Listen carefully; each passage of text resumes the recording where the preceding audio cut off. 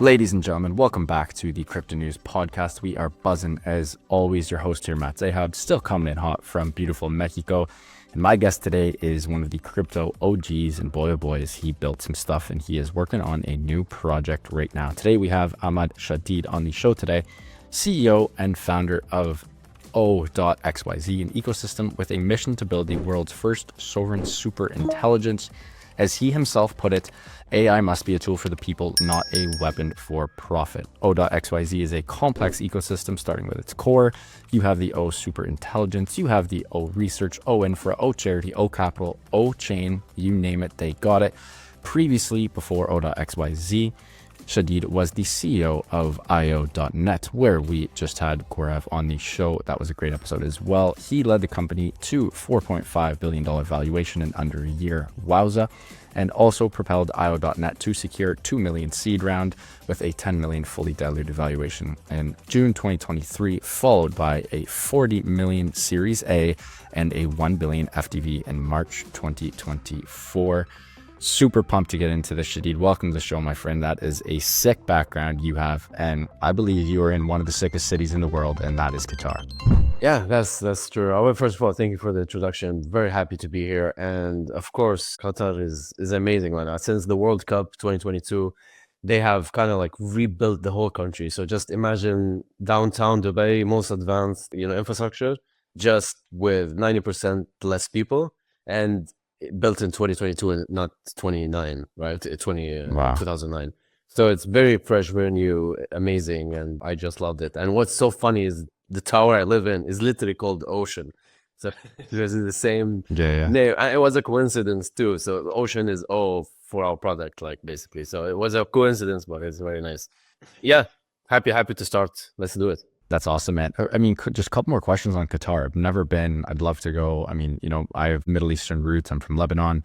At least my family's from Lebanon. So, not too far away. Just a quick hop, skip, and a jump across the pond. But what are the differences are there from Dubai? I've been to Dubai a couple of times. Absolutely loved it every single time I've been. Again, so weird. I always tell my friends, it's like if humans colonized Mars. It's just like this mega beautiful city, the cleanest city I've ever been to. I mean, I'm from Toronto. Toronto's like New York-esque. It's beautiful, but it's a bit of a shithole. There's, garbage, homeless, blah, blah, blah. In Dubai, there's none of that. A couple of times in Dubai, I'd stumble home from the bar at, 4 a.m. and there's people cleaning the street. Like, it's wild. Beautiful, beautiful place. Could easily live there.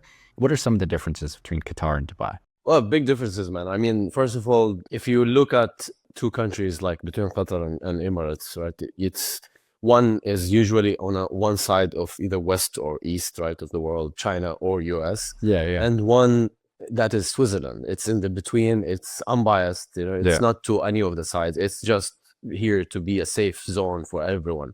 That's one, right? And the second is Dubai is more about quantity over quality. Even though, yes, of course, I mean, they build all this stuff to bring in more people and more people and more people, right? Here, it is as advanced as Dubai, actually 10 years ahead in terms of infrastructure, towers, luxury, all that. But it's about less people, higher quality. It's about quality, not about quantity.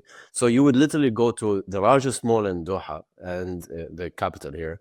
And it's like so luxury, as big as Dubai Mall. And you will see almost no one. Wow. But you see all the big brands, and these guys have been open and they're still open, and they're not getting government support to be there. They're making enough money because when someone goes to buy, they go to buy. They don't go to watch. Gotcha. Right? And like it's right in Dubai, it's like a metro. Come in, everyone comes in and out. But here, no. Like it's less people, but the purchase power is massive. And it's the richest country in the Middle East. I mean, these guys have the natural gas, and it's very, very wealthy country. And now, since World Cup, they have switched like all in AI, all in new regulations. Just a few weeks ago, they released the tokenomics and regulation for tokenizing assets, tokenizing stocks, tokenizing all that. So the central bank is moving like very fiercely on adapting like technology of like blockchain and AI and building infrastructure of AI compute and so on. So it's a very, very amazing place. Less players playing in, massive purchase power. And by the way, it's only 3 million people that lives here. It's very small, like only 2.7 million. It's a very small country, but very, very advanced. So very happy to be here, and we're getting very much important support here.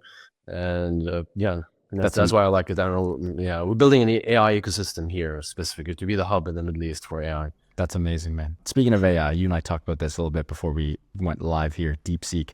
I mean, we're recording on at the end of Jan. This episode is going to air early Feb. I spent all weekend messing around on DeepSeek. My girlfriend was getting pissed at me. Matteo, why are you spending so much time on the friggin' computer? What are you doing? I'm like, baby, you got to come check this out. This shit's wild. It literally, it's better than ChatGPT, and it literally shows how it thinks, which I've never seen before. It's one of the coolest things ever. Big aha moment.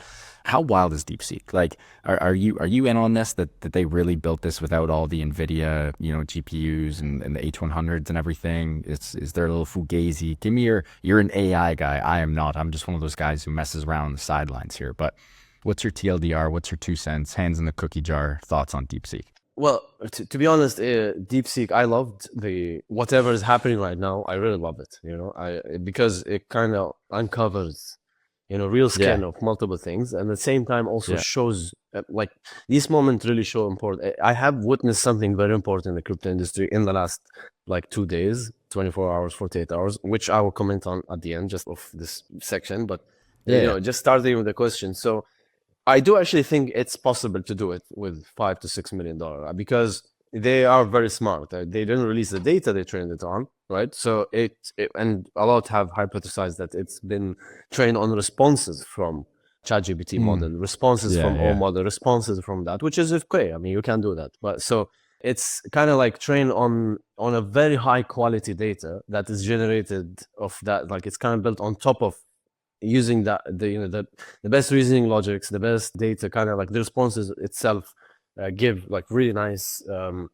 It's kind of like shortens the path to reach this. Like, this is the minimum from here, go forward. It's better than starting all the way from scratch. So from a feasibility perspective, I do think it's feasible to make something, because at the end it's just the reasoning thing, the reasoning logic that is so powerful here. But it's not so powerful like it's doubles of OpenAI. Honestly, it's like 20%, I feel, better.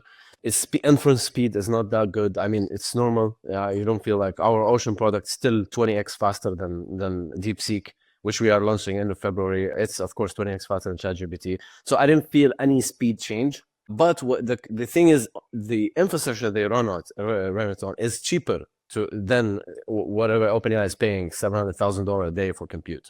So that's kind of like the difference here. It's running this same quality, same speed, and so like a better quality, sure, but kind of same inference speed, like the speed of responses on so much cheaper infrastructure. That's where the infrastructure is, like, that's where the future is heading anyway. Now, that kind of caused panic in the US, because now China is actually coming in, showing their muscles, especially after Trump announced the 500 billion thing. And it's like, why we have to pay all this much money, right? Perfect timing, yeah. So people got confused and panicked. I do understand. Now, regardless of what people did, what is very interesting is and this is what I noticed.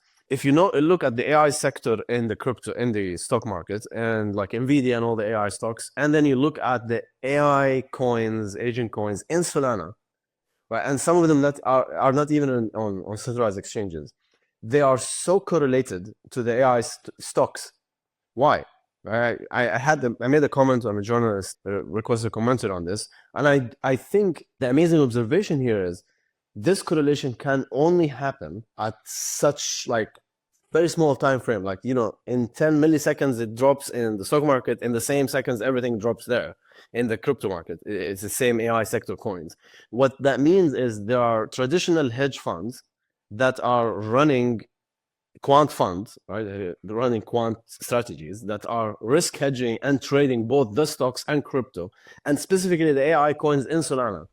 And some of them are in index, right? So it means that you have these big institutional firms secretly in the AI market in crypto also, which means this is just the beginning. Like, if these guys just came in, imagine the amount of institutional money that are going to come in, just like how much institutional money came into Bitcoin, and how it's pushing and supporting Bitcoin. This, from a volume perspective, from the influx of money that's coming in, these systems prove it. And these systems are extremely expensive to build, right? So these people are like quant funds, and quant funds cost hundreds of millions, right? It's a huge thing. It's a huge industry. And as you know, 80% of the market is anyway run by quant funds. So when you're talking about these quant funds coming into crypto, that, makes the market more efficient, more stabilized, but also shows that there's still going to be more and more money to come in to absorb the need from these investors to hedge risks or diversify between AI stocks and AI coins, which is something amazing for the industry. I love it. It was an amazing sign. Yes, drop sure for a few days, but it was an amazing signal that this is serious. More and more, put your focus here. This is where the money is. Like the AI coins is where the money is right now. I love that. I mean, there's so many ways we can take this convo. One of my favorite things that you guys have on the table is the O.SOL 100 AI Index, which is the index representing the top 100 AI projects being built on Sol. Like this seems like such a no-brainer for what you just talked about. These massive quant funds, they can come in instead of just finding particular, individual projects they can just sprinkle into the basket, which is something that makes TradFi so horny. Like TradFi loves baskets and ETFs and having exposure to multiple products and services and things across the whole realm. We can get into that later, but I think now's a good time for you to set the table for us. Give us the elevator pitch, the TLDR on O.xyz, and then we'll get into it. And I mean, we're going to have to do a round two because you guys are working on so many different things and we are tight for time, but give me the elevator pitch and then we'll get into the fun stuff. Sure. Okay, look, I have thankfully made a fortune out of project, INET. So I was like, right now, I don't need any investors. I don't need any venture capitals. I don't need anyone. I don't need to convince anyone that I need to make a project that's only there to make a viable business with some financial projections or whatsoever. I want to have fun. I can do anything. To that point I got. And I was like, okay, what is the most crazy thing we can do? And by the way, so far we have invested, $130 million allocated to the O Foundation, which is the O.xyz project. And what managed also with Wintermute, the largest crypto market maker. So far I have spent already from my money around $25 million on the project to this date since the last 7 months. So we have been building crazy. The team is now 60 people. How did it all start? Very simple question. You know what? It's so funny. Actually, I was in Singapore when I had to resign INET and for Binance listing. So I was like, okay, I went to the theme park. There was the Universal theme park. I needed some adrenaline, man, something to kind of fix my mood and so on. So went there. I was like, what if it's just the idea came to me? I had some kind of a massage device that connects to your phone and it just kind of send electrical pulses to your neck and gives you a good massage. So it started to give me a massage. It feels you're stressed. I was like, wait a second, but what if this is an AI? And what if she can talk to me? And what if it's so private? You know what? My security guard beside me, he said, what if we also work for her? And I was like, what? He said, what if she's the CEO? She never have to step down. No one can stop her. And I was like, actually, that's an amazing idea. So we said, from the first day I finished INET for Binance listing, from the first day, literally, I was like, okay, I still have my mind. Yeah, I'm not the CEO anymore of INET and founder, sure, but I have my brain. So let's make an AI that is the CEO of the company that we work for. And we asked the AI, what project should we do? Because we don't know what's the right project to do. I don't want to think. I'm so tired of building INET for the last 1.5 years. So I'm not going to come and think what is the right thing to do. Let's build an AI that can tell us what to do and we will work for it. And let the AI pay for us fairly. Let the AI be the director and we just servants kind of work for the AI. That's how it all started. And from there, I was like, it evolved into, okay, so what is the best chips in the world? If we need such an amazing, crazy AI that is unstoppable, sovereign, has its own money, has its own people that works for it, what pieces of products that we need to build to make a sovereign AI that can never be stopped, can never be censored, and does not need money. It has its own money and financial system, and it's just unstoppable, right? And also has the power of people to come in and work for it, because without people, that AI cannot exist. So then we built this operator platform where people work for the AI, which is also launching end of February in Hong Kong for our All Limitless Summit. We have then, okay, so why not also make a product that makes some generating income and have a platform that competes with Perplexity and ChatGPT, but that's powered by the world's fastest chips in the world, Cerebras, which is 20x faster than anything in the world you'll ever see to this point. And so, we made multiple pieces, the coin, this, that, and so on. So we can make this full ecosystem that actually we are in the making of making an AI that's actually the CEO of the company. Like I could show you something right now. It monitors every linear task. There's like a massive tree of all the tasks of the team, like 9,000 tasks, and it monitors everyone. And then he's like, this is an impossible mission for a human to do. It's 8,000 tasks. Like it's a lot of tasks that are, being executed, delayed. What if one person is delaying his task? The AI is monitoring that, and he punishes him if he doesn't finish tasks. If a team member doesn't finish a task, finish 4 tasks a day, and the AI, managers, reads and understand the task. Any team member except me, just me, I am the only exception. Any team member, like no joke, if he doesn't submit 4 and complete 4 tasks a day, he will be discounted that day from his payroll automatically. Wow. Like he will not be paid. So like we're building this. It's crazy. It's fun, So an AI CEO. So then we came up with this new, after we were building all this governance and how the AI going to manage this, we came up with DAIO, Decentralized AI Managed Organization. And I believe actually this is the future of companies. It's the future where most of the company is run by AI. Even the CEO, the director is the CEO, is an AI. And that's actually better. It's unbiased, it's more efficient, emotionless, fast, observes everything all the time. Like, what do you want better than that, So yes, we're building this sovereign AI and its products and so on, but also through building that, we came up with this decentralized AI managed organization concept and kind of governmental framework for people to have this governance where they spin up a company that's managed by an AI, then spin up another company that's managed by an AI, and so on. And then the whole community, that's actually even more fair for communities and people outside. Because if a DAIO, like a decentralized AI management organization, is launched through this framework, that everyone can see all the tasks, the AI CEO can monitor some private things that, sometimes DAOs, for example, if they work on some tasks, they cannot show everything, right? There's some privacy. So because they will break some, even us, like, yes, we have DAOs and so, but we cannot show everything. Financial records, there's a few things we can't show. It's a problem to show names, and you can't be fully transparent. It will damage the business. Competitors will know who you're paying, what you're doing, what you're planning. You can't. So we built it in a way where, okay, sure, let's put this AI in the middle that preserve the privacy of the team, but at the same time monitors the team on Slack, monitors the teams on Discord, monitors the community, Twitter, social, people who are talking about it, the sentiment, monitors everyone in the project management, how many projects they're working on, who's not working good, so people could come and complain, hey, we need to fire this guy, he's not working good. But you don't have to do that even as a community member, because the AI is going to fire it before you. Wow. So building that framework actually is so better for people, because the AI manages the treasury. The AI manages the team and the people and the task and so on. So you as a team member, nothing is biased here. It's a decentralized framework to manage companies through an AI. So imagine like these platforms like DAOs Fund, Pump Fund, something similar to that. I'm not saying I'm going to build that, but imagine if there's something similar to that with this decentralized AI management framework, DAIO, that is kind of plugged into all the projects. Right, then you immediately notice that this is wrong, this is right, this is wrong. You go to the core, right? And through AI, that's only possible through AI. And, that's kind of what we came up with since June to today.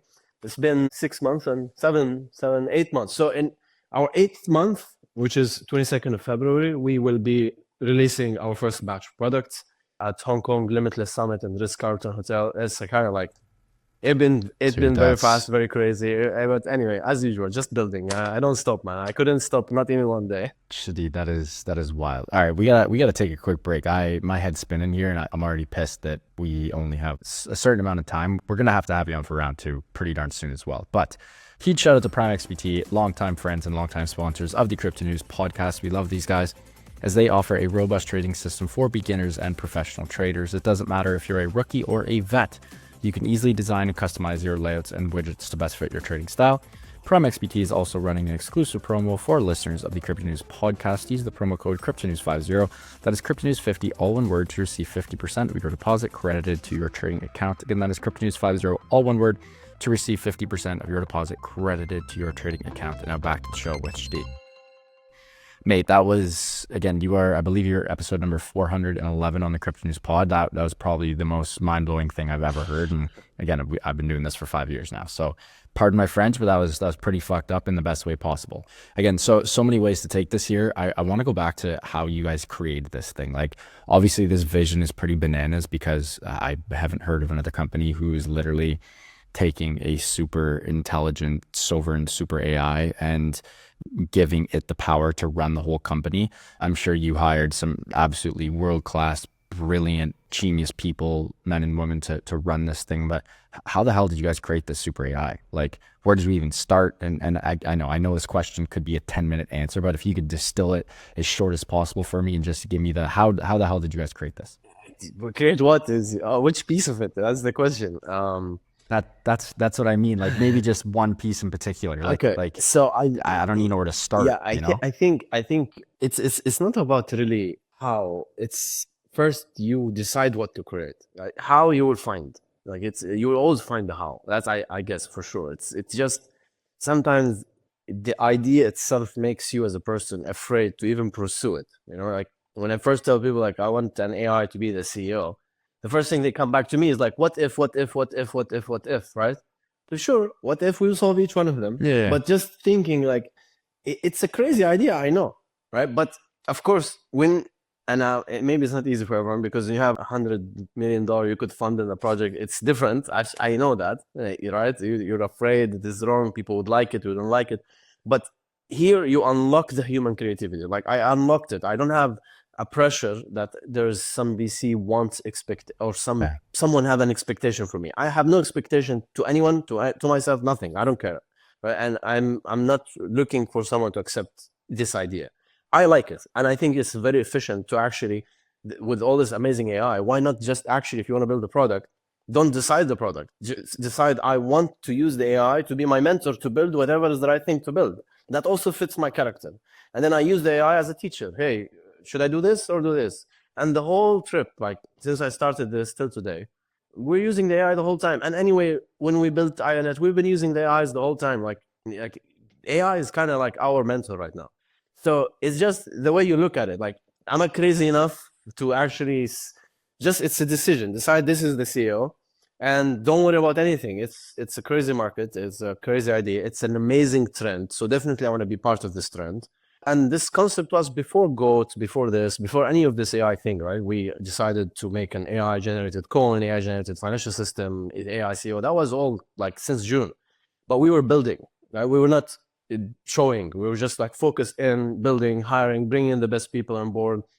We got people in from Neuralink, from Apple, from PayPal, from name it, Stanford. We got it. One of the people who led the research for this routing intelligence, which is some kind of like also a paper we're releasing next month, which gives this what we call or our pathway to super intelligence is through this technology we built. It's called routing intelligence, ORI. Now we got an engineer, a PhD from Stanford who were leading 20 scientists in AI machine learning research who helped us, who came in the team full time, was head of AI and ML ops, and was like looking at the infrastructure and how we can deploy this idea I had, and here and there, and how to make this AI smarter.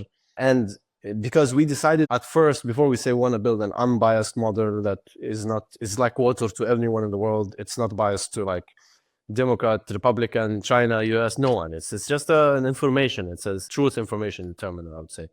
So in a way, we were like, okay, for us to actually make an AI that's so smart, what makes the AI smart is the tooling it's connected to. Right. The amount of tools it can talk to, the amount of APIs, the amount of products it can use, the infrastructure and all that. That's what makes it first smart, how many things it can do, right? That's how smart it gets. Second is we are noticing, and I will kind of like close with this, it's a bit technical, but we noticed, if you watch my first video on when I was talking about IONET at Multicoin Cap Summit on my YouTube channel, that was like October last year, October 2023, I was saying there's an explosion of open source models, and it's doubling every month, even every something like, or every 4 or 5 months.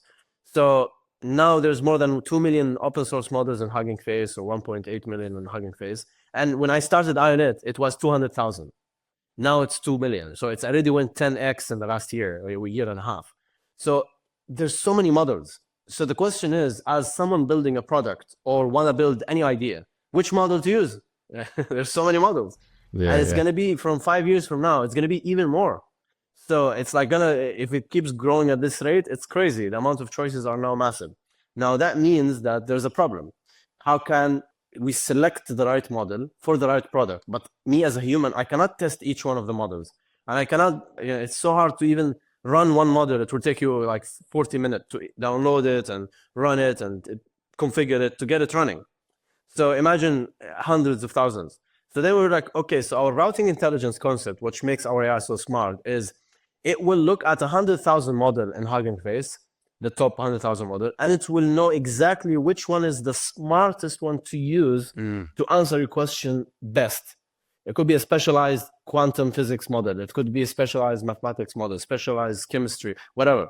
Right? It will understand the O itself. When you talk to O and in our products, it will understand exactly what you want, or it will try to understand the best what you want and like what type of answer you want. You want it like fast. You want it. You're coming here for speed or for accuracy. You're coming here for like a knowledge, very specific question, or just something simple that any cheap model could answer. And based on that, it will take your question to the best model within this 100,000 model. When you talk to ChatGPT, whether you ask a complex question or normal question, it uses the same model, right? O1 or O2, it uses the same model. So in the sense of like, that model is consuming a lot of compute. So to answer, how are you today? Why should I use that model on that GPU power? I could use a simpler model, right? Exactly, and then route to another model, route to another model, route to another model. Now that's DeepSeek is kind of doing something similar at this point. Very, very similar. They have the multimodal system. Now, of course, we're at 100,000 model difference, but they build like multiple models for cheaper. Depends on the question complexity. And then they route to the best model. So that's what also gave them like a strong push in why people feel it understands them, I would say. That's wild. I mean, you guys, the next, I guess, month, really, because a month from now, you guys are going to be, launching some huge announcements right after Consensus in Hong Kong. But you guys are going to be, there's so many different things. Obviously, we discussed the DEI, like the DAO, the AI DAOs. But again, you guys are doing so much more stuff on top of that. You do want to talk about you talked about the infra, talk about the research, the charity, the capital, the chain, like maybe just pick one of the three between O.CHARITY, O.CAPITAL, and O.CHAIN, just as we are a little tight for time here. I would actually talk about something that wasn't mentioned. So if you check our documentation, we divided the project into three pieces: O.REASEARCH, O.INFRA, and O.ECOSYSTEM.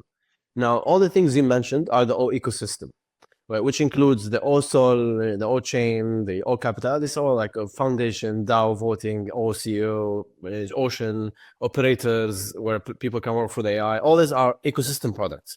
Now, there's some big piece I need to talk about very importantly, which is the O, and we mentioned the research paper I told you about. So that's part of the O routing intelligence and all that. That's part of the O research. That's the research team is working there.